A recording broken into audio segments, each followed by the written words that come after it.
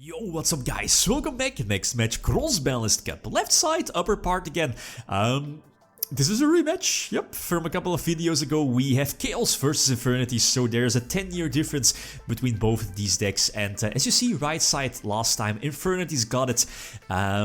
So let's see. Chaos is still there. It still has access to one of the, like a galore of banned cards nowadays, but we've seen before that, and as I've read through the comments as well, is that we've seen that that giving your opponent less cards, well in this case of Infernities, with stuff like Confiscation, well mainly Delinquent 2 as well, Forceful Sentry, it kinda could help Infernity in the long run, right? But it is what it is.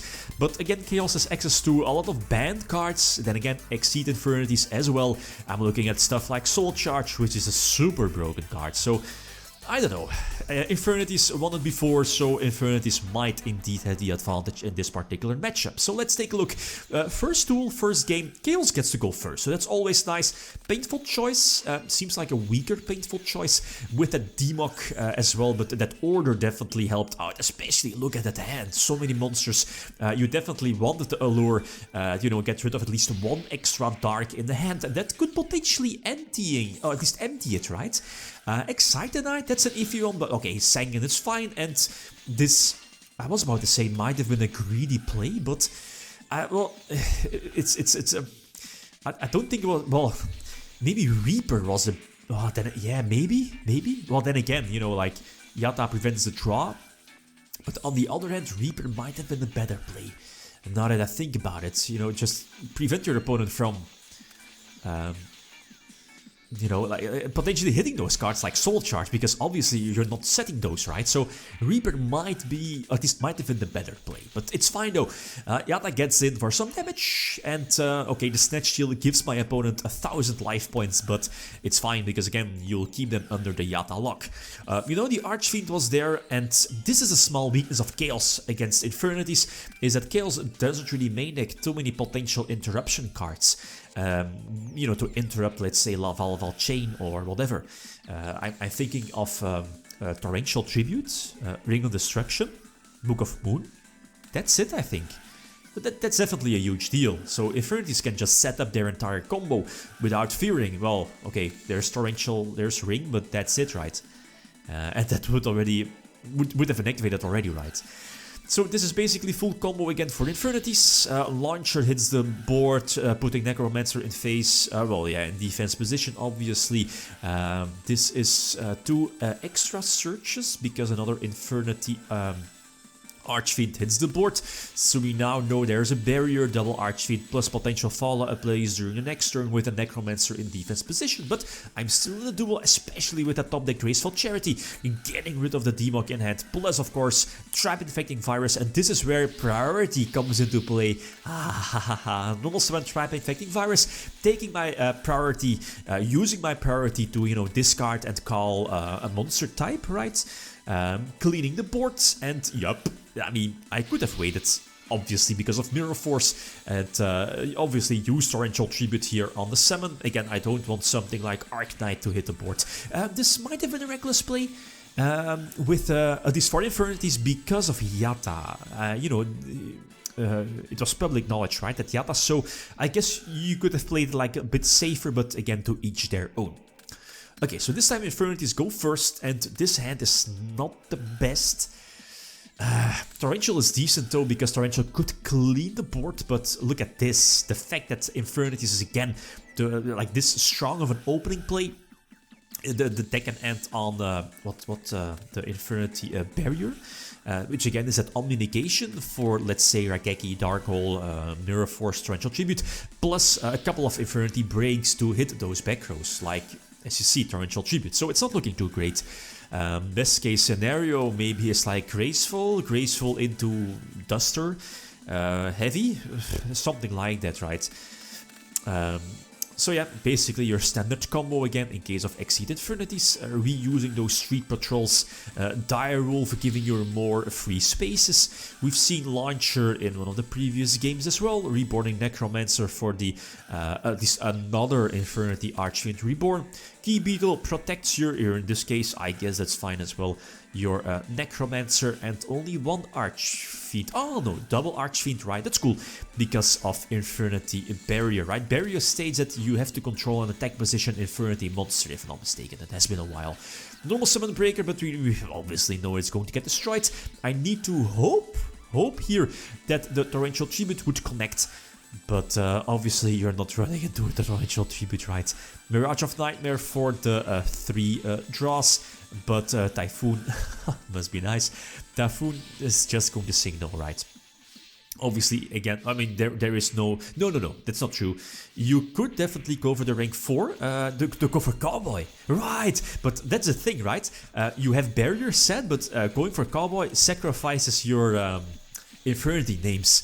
So that's definitely a good play. And okay, I did top deck Mirror Force, but yeah, Barrier is still there. So what can we do? Okay, so go first, and this Mirage is not the strongest. I believe only 2 draws. So, and those monsters clogging up the hand, that's definitely not the best.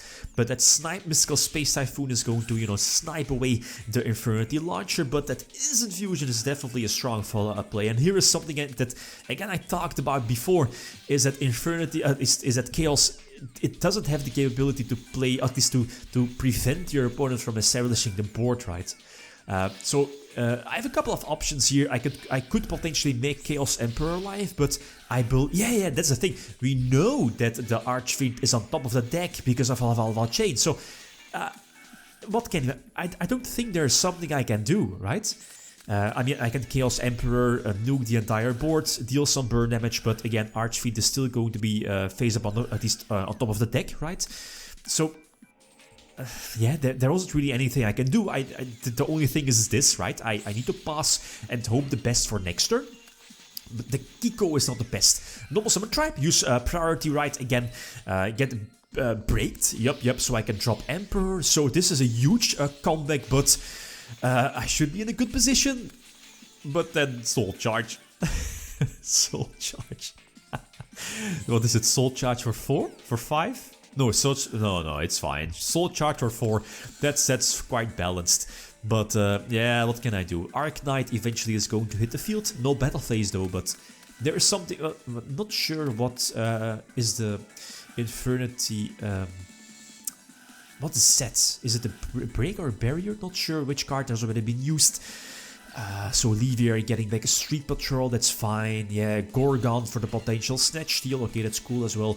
Crush Card, that's a good... Oh, Crush Card, definitely a solid top deck, but Kiko, it's not going to cut it. Plus, what is set? Is it...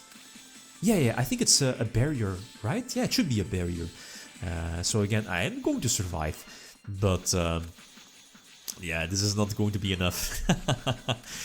Foolish, that's a cool... Well, not really the best top deck again. Yeah, what can we do, right? Nothing really. So again, number 4. Okay, so this is an okay opening hand. Ring of Destruction. No, it's not Crush Card Sangan, but Ring of Destruction is fine. Because again, Ring gives me the capability to potentially interrupt like Lava Chain, right? The Grabber hits the board. I think I need to hit it. I don't want to, you know, give Infernity the chance or the opportunity to empty its hands and potentially go for something like Soul Charge or a big Soul Charge, but the Soul Charge was already there. It's an early Soul Charge, but it you know, gives the deck just more options to fill the graveyard with like Street Patrol. And again, there isn't really anything I can do about this.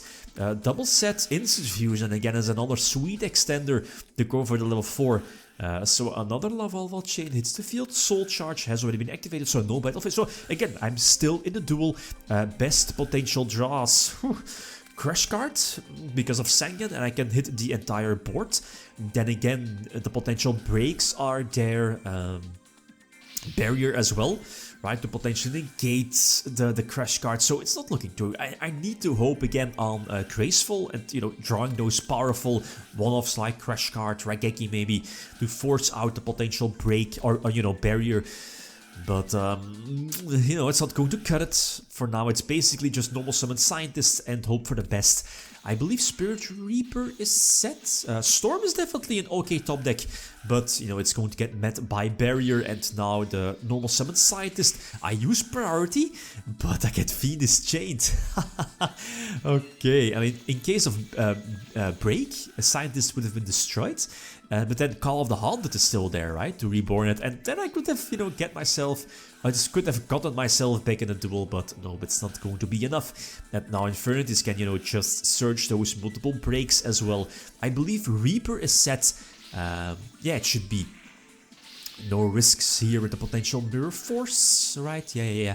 The Reaper BLS is a sweet top deck, but the thing is that I could Suicide, drop BLS, but we know that there is a break set, so it didn't really matter what I would have done.